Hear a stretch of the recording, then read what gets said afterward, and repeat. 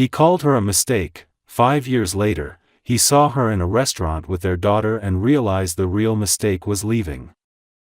Alexander Miller had spent his entire adult life believing that emotions were obstacles, distractions that weakened men who dared to dream of power. From the moment he took over his first company at 25, he had cultivated an image of precision and control, a man untouchable by the sentiment that ruined others. He built his empire like a fortress, brick by brick, fueled by ambition and a relentless pursuit of success. So when Claire, his assistant with her golden hair and piercing blue eyes, stood in his office one afternoon with trembling hands and whispered that she was pregnant, Alexander felt nothing but annoyance. He did not pause to consider her fear or the enormity of what she was telling him. Instead, he dismissed her with the sharp efficiency he applied to failed deals. "You are a mistake," he told her coldly, his tone as flat as if he were ending a contract. The words cut deeper than he realized, but he walked away, convincing himself that he had avoided weakness. For Claire, the words shattered the fragile hope she had carried in her chest. She had loved him, or at least thought she did, mistaking his confidence and drive for strength of character. In that moment she saw only ice in his eyes, only contempt where she had once believed there was connection. Her knees nearly gave out as she left the office, tears burning at the corners of her eyes, but she refused to let him see her break. By the time she reached the street, her grief had turned into something else, something harder. She touched her stomach gently, feeling the faintest flutter of life inside her, and made a vow that she would not crumble, that no matter how painful the road ahead might be, she would carry this child with every ounce of strength she had left. In the weeks that followed, Claire's life began to unravel, but she faced each new challenge with quiet determination. Rent notices piled up on her kitchen counter, her body ached from long hours spent waiting tables to cover bills, and fear clawed at her every night when she lay awake staring at the ceiling.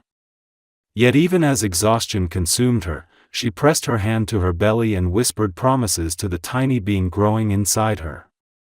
She promised safety, love, and devotion. She promised that even if the father had chosen power over them, she would choose her child over everything else. Those whispers became her strength, turning her fear into resolve. Alexander, meanwhile, barely gave her another thought. He buried himself in board meetings, acquisition deals, and nights spent networking with people whose approval he craved.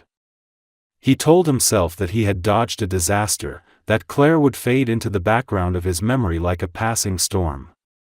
Yet deep in the quiet hours of the night, when he stood in front of the vast windows of his penthouse staring down at the city, he sometimes felt a strange tug in his chest. He silenced it quickly, convincing himself that vulnerability was poison and that he was better off unencumbered. To him, family was not a legacy worth building, it was an anchor that dragged men into mediocrity. But for Claire, life was already changing in irrevocable ways.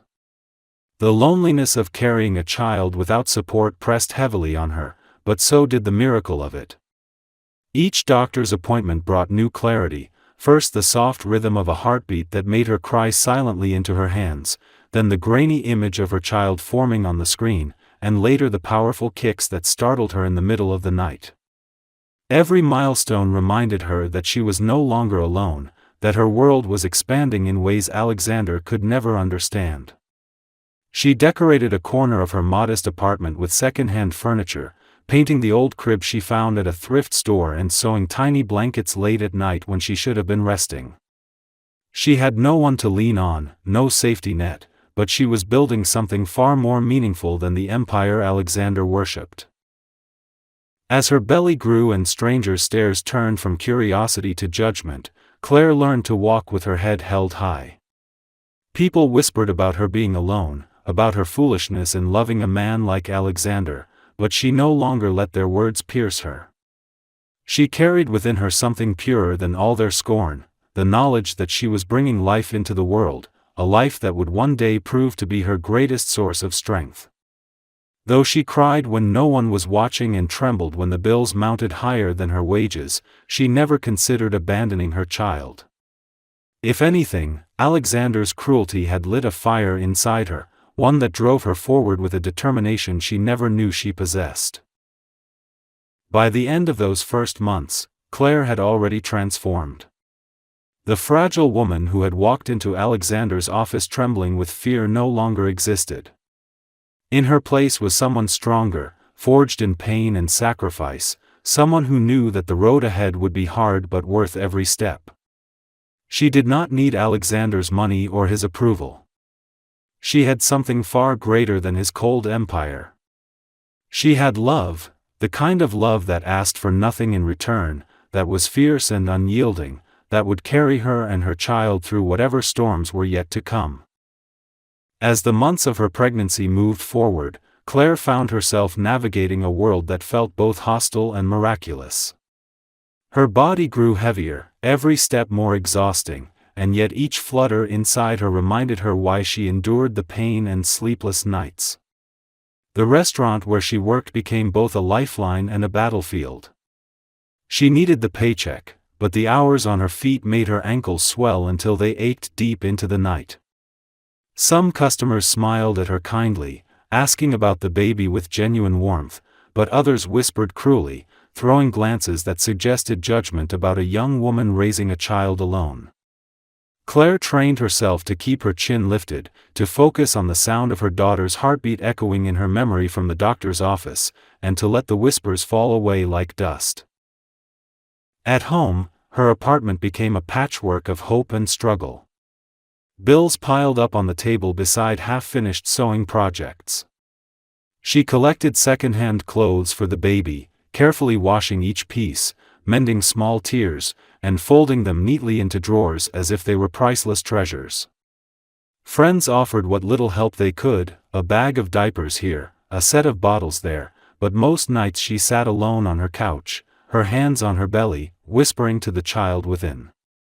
She told stories about the world outside, described the flowers in the park and the taste of fresh bread, and promised that no matter how little they had, love would always be abundant. Her pregnancy was not without complications. There were nights when sharp pains brought her to tears, when fear wrapped around her throat and left her gasping. More than once she ended up in the emergency room, clutching her belly as doctors monitored the baby's heartbeat. Each time she left shaken, but stronger, determined not to let fear win.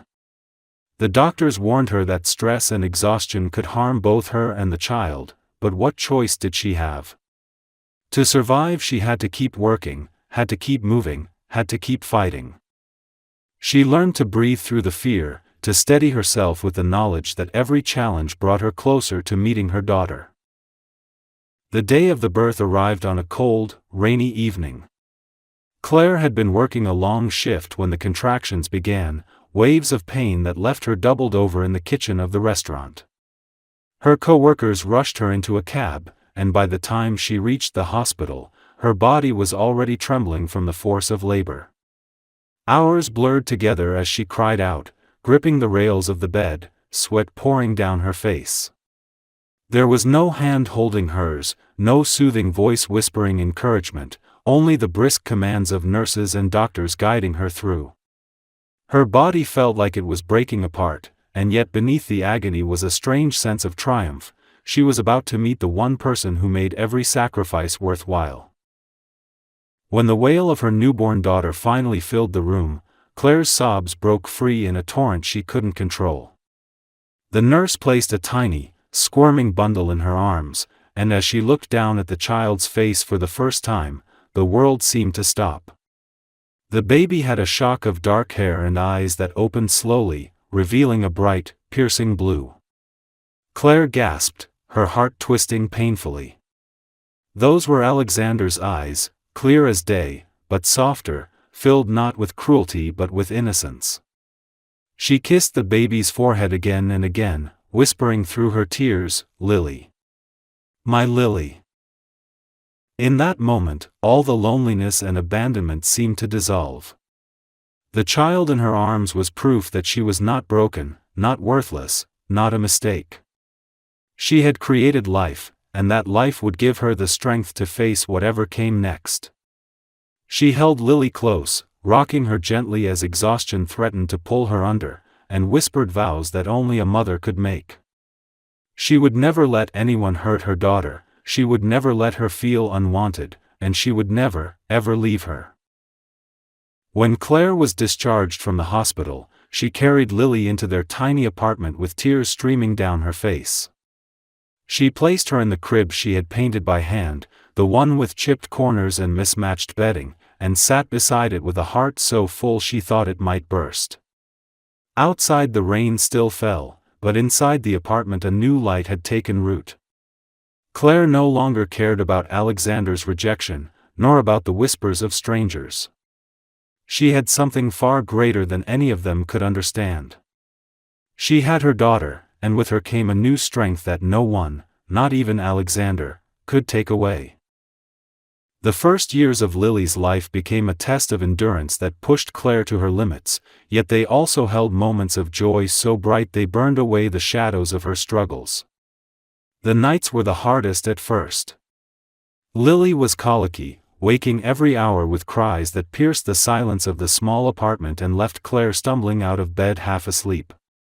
She would walk the floor for hours, rocking the tiny bundle against her chest, whispering lullabies and prayers for peace. Some nights she wept alongside her daughter, the exhaustion so heavy it felt like her bones might shatter beneath its weight, but the moment Lily's cries softened into sleep, a wave of fierce love would wash over her, reminding her why she had chosen to keep fighting. By day, life demanded even more of her. Claire returned to work as soon as she could, leaving Lily with a kind elderly neighbor who had offered to watch her while she waited tables. The separation felt like a physical ache, and she often rushed home after long shifts to scoop her daughter into her arms and breathe in the sweet scent of baby powder and milk.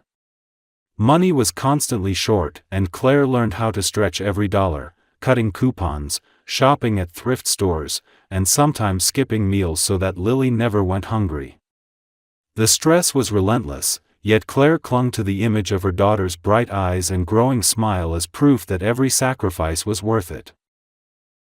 As Lily grew from a baby into a toddler, the apartment filled with laughter and chaos. Claire taped Lily's colorful crayon drawings to the walls, turning peeling paint into a gallery of innocence. Toys cluttered every corner, mismatched and second-hand, but they brought life into the space in a way nothing else could. Lily's first steps came on a quiet afternoon when Claire had collapsed onto the couch after work. She looked up just in time to see her daughter wobbling toward her on unsteady legs, arms outstretched. The shock and joy that surged through Claire left her crying and laughing at once as she caught the little girl in her arms. Every milestone after that felt like a triumph not just for Lily, but for both of them. Still, there were nights when Claire lay awake, staring at the ceiling while Lily slept peacefully beside her, haunted by the absence of the man who had denied them. She hated herself for it, but she sometimes wondered what it would have been like if Alexander had stayed. Would Lily have grown up surrounded by comfort instead of scarcity, with a father to guide her and a mother who wasn't stretched thin by exhaustion? But then she would look at her daughter's sleeping face, at the way her chest rose and fell with perfect innocence, and remind herself that she had chosen the better path. She would rather raise Lily in poverty filled with love than in wealth poisoned by cruelty. Lily's personality bloomed early. She was curious and fearless, a child who asked endless questions and ran toward every new adventure with wide eyes. Her favorite spot was the park near their apartment, where she would race across the playground with uncontainable energy, her laughter echoing through the air. Other parents would smile at her, and some would glance at Claire with pity, noticing she was always alone. But Claire learned to ignore the stares. She focused instead on Lily's joy, on the way her daughter's blue eyes sparkled when she discovered something new, on the way she would curl up in her lap at night and whisper, "I love you, Mommy." Despite the hardships, Claire built a world where Lily felt safe and cherished. Birthdays were celebrated with homemade cakes, candles stuck into lopsided frosting, and gifts carefully chosen from bargain bins but wrapped with care. At Christmas, they decorated a tiny tree Claire had found discarded on the curb, stringing it with paper chains and twinkling lights from a thrift store. To Lily, it was magical, and to Claire, it was proof that joy could be created from nothing more than love and determination. All the while, Alexander remained a ghost in their lives. Claire never spoke his name, though she could not deny his presence in Lily's features. The dark hair, the sharp jawline, and most of all the piercing blue eyes reminded her every day of what he had chosen to abandon. Sometimes Lily would point to men on the street and ask if one of them was her father, and Claire would smile tightly and shake her head, her heart aching. "He's far away," she would say softly, though in truth he was only a few miles across the city, hidden behind glass towers and boardrooms. Even as the years passed, Claire refused to let bitterness consume her. She poured all of her strength into raising Lily, into teaching her kindness, resilience, and the belief that she was deeply loved. And though loneliness still crept into Claire's heart in quiet moments, she knew that her daughter had filled the void left by Alexander's cruelty. What had once been a story of abandonment had transformed into one of survival and fierce devotion.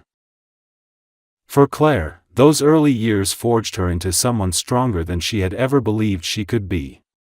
For Lily, they laid the foundation of a childhood where love mattered more than anything money could buy. And though neither of them could know it yet, the time was coming when the carefully built walls between their world and Alexander's would begin to crack, and the truth that had been buried for years would finally find its way into the light. While Claire's life had been consumed by diapers, night shifts, and the tender chaos of raising a child alone, Alexander Miller's world had transformed into a glittering empire that only reinforced his belief that he had made the right choice. In the years following Claire's departure from his life, his company expanded at a staggering pace, acquiring rivals and launching into international markets. His face appeared regularly in business magazines, hailed as the young visionary who had redefined corporate strategy. Investors clamored for his attention, competitors feared his next move, and politicians sought his favor. From the outside, Alexander looked like a man who had it all: power, wealth, influence, and the enviable lifestyle that came with it. But beneath the glossy surface, cracks had already begun to form. His schedule was a relentless march of board meetings, dinners with clients, and endless flights across the globe. Each achievement felt momentarily satisfying but was quickly followed by an emptiness that gnawed at him when the applause faded. He lived in penthouses with panoramic views and dined in restaurants where the bill for one evening equaled what Claire once struggled to earn in a month. Yet when he returned home after midnight, the silence of his luxurious apartment pressed down on him with a weight that no success could lighten. Alexander filled that silence with distraction. There was always a new woman on his arm at events, beautiful and glamorous, but none ever stayed. They admired his wealth and basked in the glow of his success, but they never looked at him the way Claire once had, with eyes that saw more than the surface. He told himself that he didn't care, that intimacy was unnecessary, that women were interchangeable and temporary. Still, every so often, he found himself haunted by the memory of Claire's blue eyes. He would remember the way she had looked at him with trust and something deeper, something that no one else had ever offered him since. He dismissed those thoughts quickly, convincing himself that weakness had no place in his life, but the memories lingered like shadows that refused to fade. His family background, which he never spoke of, only hardened his resolve to remain detached. His father had been a cold man, obsessed with discipline and appearances, while his mother had retreated into silence long before Alexander was old enough to understand why. Love had never been abundant in his childhood, and success had been the only currency that earned approval. When he looked at himself in the mirror now, he saw a man who had surpassed his father's achievements, who had carved his own place at the top.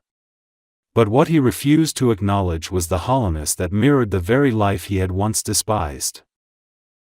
On the rare occasions when he allowed himself to slow down, the silence unsettled him. He would stand by the floor-to-ceiling windows of his penthouse, a glass of whiskey in hand, staring down at the endless lights of the city. The towers below glowed like beacons of his accomplishments, yet he often felt an inexplicable restlessness, as though something essential was missing. His assistants whispered that he was ruthless, his partners called him brilliant, but none of them knew the gnawing emptiness that filled his chest late at night. Sometimes, when exhaustion stripped away his defenses, he wondered if success meant anything at all if no one waited for him at home. The more Alexander built, the more he found himself questioning what it was all for. But he was too proud, too hardened, to admit such thoughts even to himself. To the world, he was unshakable, the man who never faltered, who had no regrets. Yet the truth was far more complicated. He remembered Claire not only because she had challenged him in ways others never did, but because she had offered him something he had buried deep within himself, the possibility of love, of belonging. He had thrown it away, convinced it was weakness, and now, though he tried to ignore it, he sometimes felt the cost of that decision pressing down on him like a debt unpaid. Even as he continued to climb higher, the emptiness never left him. And though he didn't know it, the world he had built so carefully was about to collide with the one he had abandoned, and the hollow spaces in his life would finally be confronted in a way that no business triumph or glamorous distraction could shield him from. It was a crisp autumn evening when Alexander walked into the restaurant that would change everything. He had chosen the place for its exclusivity, a polished jewel in the city where deals were sealed over candlelight and champagne. The maitre d' greeted him with deference, escorting him to a corner table where a potential investor was already waiting. Alexander slid into his chair with the same confidence he carried into every room, prepared to dissect numbers and negotiate terms. The conversation flowed smoothly at first, talk of profit margins and market expansions filling the air, but as the waiter poured the wine, a sound cut through the polished murmur of the restaurant that made him pause. It was the laughter of a child, bright, unrestrained, and achingly pure. He almost dismissed it, until his gaze drifted across the room. At a table not far from his own sat a woman with golden hair that shimmered in the low light, her blue eyes soft with a tenderness he hadn't seen in years. For a moment, his breath caught, and the polished words of his investor blurred into meaningless noise. Claire. She looked older, perhaps a little thinner, but there was a glow about her that unsettled him. She wasn't alone. Next to her, perched on a chair too large for her small frame, sat a little girl. She was around 5 years old, with a cascade of dark hair and a pair of piercing blue eyes that seemed to shine like twin flames. Alexander's world tilted, and the walls he had spent years building around himself cracked in a single heartbeat. He could not look away. Every detail of the child struck him like a blow. The tilt of her chin, the shape of her nose, the unmistakable color of her eyes, they were his. It was as if he were staring at a reflection of himself, softened by innocence, untarnished by arrogance or pride. The girl laughed again, clutching a fork too big for her hands, and Claire reached out to steady her, smiling with a warmth that made Alexander's chest ache. It was a picture so ordinary yet so profound that it shook him to his core, a mother and daughter sharing dinner, a scene he had denied himself without even realizing it. For the first time in years, Alexander felt his confidence falter. His investor was speaking, gesturing toward some figure on the contract, but the words fell flat. Alexander's gaze remained locked on the table across the room. He thought of the day Claire had stood in his office, trembling as she told him she was pregnant, and of his own cold response. "You are a mistake." The memory burned hotter than the whiskey he drank on sleepless nights, and as he watched the child he knew was his, a wave of regret surged through him with such intensity that he gripped the edge of the table to steady himself. Claire hadn't noticed him yet. She leaned toward the little girl, cutting her food into smaller bites, whispering something that made the child giggle again. The sight was unbearable in its beauty and its cruelty. This was the life he had thrown away, not only the woman who had once loved him, but the daughter he had never met, the child he had abandoned before she even drew her first breath. The realization was a knife twisting in his chest. When Claire finally looked up, their eyes met across the room. For a moment, time stopped. Her expression hardened instantly, the warmth that had lit her face vanishing as if a shadow had swept across it. There was no surprise in her gaze, only recognition and a guarded strength that told him she had built a life without him and did not welcome his intrusion. She turned back to her daughter quickly, her hand brushing through the little girl's hair as though to shield her from the man staring across the room. Alexander forced himself to focus on the conversation at his own table, but the words meant nothing. His mind was consumed by the image of Claire and the child. When the meal ended and his guest departed, Alexander remained seated, staring into the dregs of his untouched wine. For the first time in his life, he questioned everything he had built. The empire he had fought for felt hollow compared to the sound of that little girl's laughter. As he left the restaurant that night, the city lights seemed colder than usual. He returned to his penthouse, but the silence that had once been his refuge now felt suffocating. The ghost of Claire's eyes, filled with quiet defiance, and the vision of his daughter's smile followed him into the night. He lay awake for hours, haunted by a truth he could no longer ignore. He had not cut out weakness when he walked away from Claire, he had cut out his own heart. The following morning Alexander woke with a heaviness he had not felt in years, a weight pressing against his chest that no amount of exercise, work, or whiskey could burn away. He sat at the edge of his bed staring at the skyline through the wide glass windows, but the view of the city that once filled him with pride now felt meaningless. His mind would not let go of the image of the little girl in the restaurant. Her laughter echoed in his ears, her blue eyes haunted him with their familiarity, and the memory of Claire's guarded expression burned into him like a scar reopened. For the first time in his life, Alexander Miller did not want another deal, another headline, or another conquest. He wanted answers. He wanted to undo what could not be undone.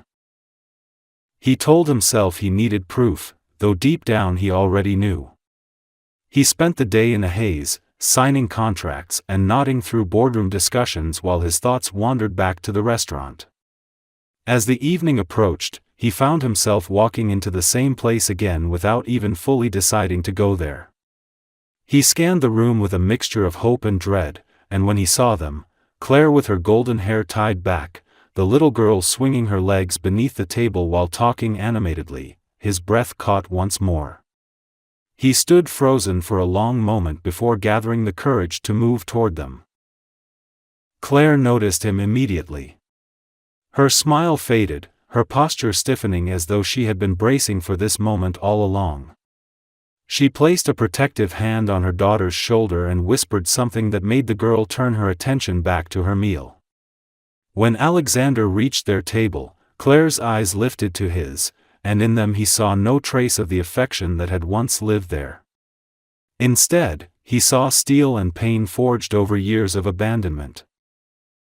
"Claire," he began, his voice lower than he intended, almost uncertain. For a man who had commanded boardrooms and dictated the fate of entire companies, he suddenly felt like a boy stripped bare. She did not offer a greeting. Her gaze held his with cold clarity. "Don't," she said sharply. "You don't get to walk over here and pretend you care." He swallowed hard, struggling to find words. "She's mine," he whispered, glancing at the child. It wasn't a question. Claire's lips pressed into a tight line. "She's mine," she replied. Her tone carried both defiance and a quiet tremor of hurt. "You made it clear years ago that you wanted no part of her life. You don't get to change your mind just because you finally saw what you threw away." The girl looked up at that moment, curious about the tension in her mother's voice, and Alexander felt his heart stutter. He forced a smile, wanting to speak to her, but Claire's hand tightened on her daughter's shoulder. "Eat your food, sweetheart," she said softly. The girl nodded and turned back to her plate, and Claire's eyes snapped back to Alexander with a force that nearly knocked the breath out of him. "I was young, I was stupid," Alexander said, his voice rough with desperation he barely recognized. "I thought." "You thought I was a mistake," Claire interrupted, her words sharp as glass. "Do you remember?" "Because I do. Every day. I had to look at my daughter and know her father threw her away before she even had a chance to live. You don't get to erase that, Alexander. You don't get to rewrite history just because your conscience suddenly woke up." Her words pierced him deeper than any business rival ever had. He felt the truth in them, undeniable and crushing. He had built his life on decisions made with ruthless logic, but this was not a market or a merger he could control. This was a wound he had inflicted, and it bled in front of him in the form of a child who had his eyes and a woman who had once loved him enough to beg him to stay. "I just want to know her," he said finally, his voice breaking on the last word. Claire shook her head, her jaw trembling though her gaze remained firm. "You don't deserve her. She doesn't need the kind of love that can vanish with a signature. She doesn't need a man who chooses power over family. She has me. That's enough."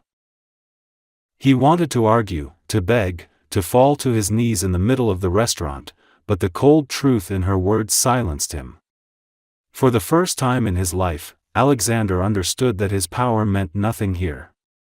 Money couldn't buy back trust, and influence couldn't undo the choices he had made. Claire turned back to her daughter, ending the conversation with finality. "Go," she said quietly but firmly, without even glancing at him. "Go back to your world, Alexander. Ours is better without you." He stood there for a long moment, his chest aching as though she had reached inside and ripped something vital from him. At last, he stepped back, his pride in tatters, his carefully crafted image of control shattered. As he left the restaurant, he felt the stares of others on his back, but for once he did not care. He walked into the night carrying the unbearable truth that no deal, no empire, and no empire of glass and steel could ever heal the wound he had carved into his own life. But the image of that little girl's eyes, his eyes, refused to fade.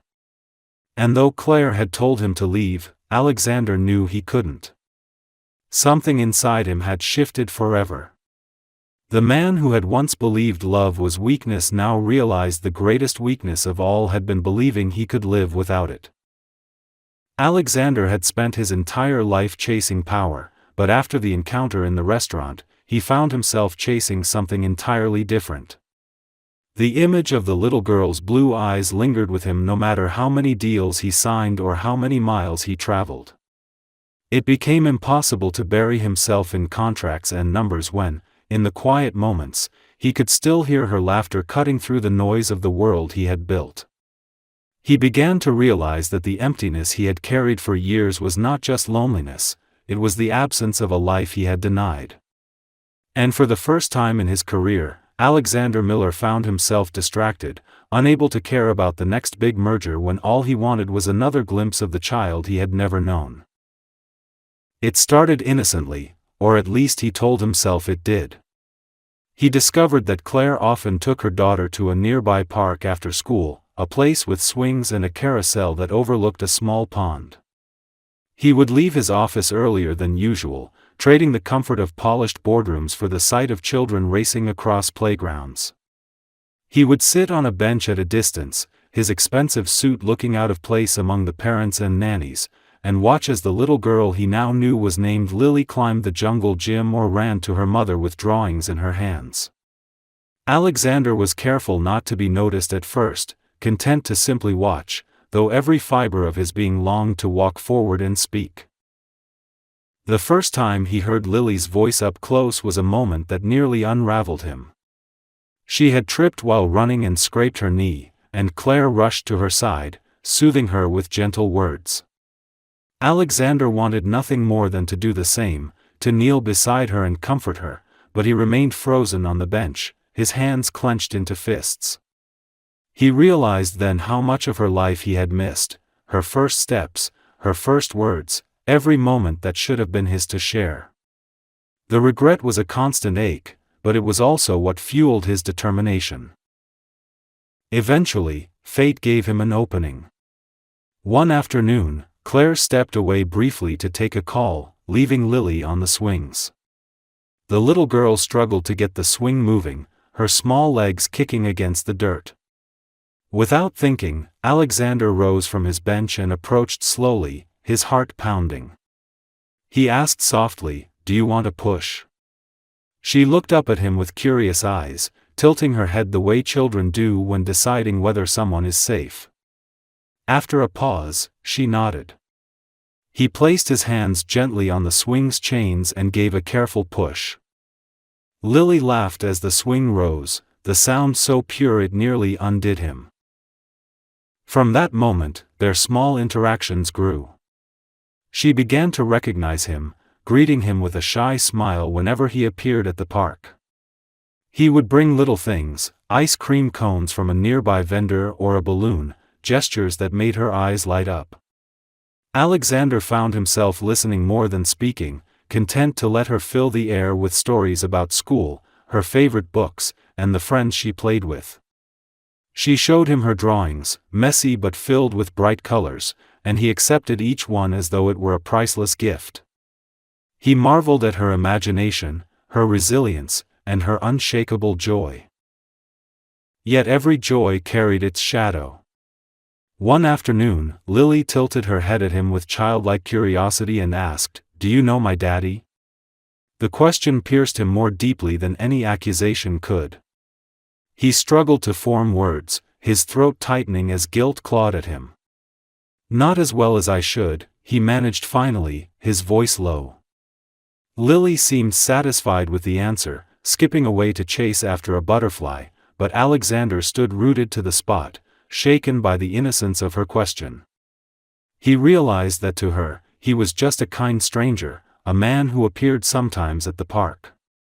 She had no idea that he was her father, the one who had abandoned her before she was even born. Claire, however, was not blind. She noticed his presence, noticed the small gifts, noticed Lily's growing fondness for him. One evening as she gathered her daughter's things, she looked directly at him, her expression sharp and unyielding. "This doesn't change anything," she said quietly, her voice firm enough to make his stomach twist. "You don't get to stroll back into her life as though the past didn't happen." He wanted to argue, to tell her that he was trying, that he was different now, but the words caught in his throat. All he could do was nod, knowing she was right. Still, he couldn't stay away. Every encounter with Lily was both a gift and a punishment. He cherished the moments she laughed with him, but each one reminded him of the years he had lost. He knew trust could not be rebuilt overnight, and he understood that Claire's anger was justified. But he also knew one truth above all else: he loved his daughter. It was a love fierce enough to humble him, powerful enough to drive him to keep coming back no matter how coldly Claire pushed him away. For the first time in his life, Alexander Miller was no longer chasing power or wealth. He was chasing redemption, though he didn't yet know whether it was something he could ever truly earn. What he did know was that he would not walk away again.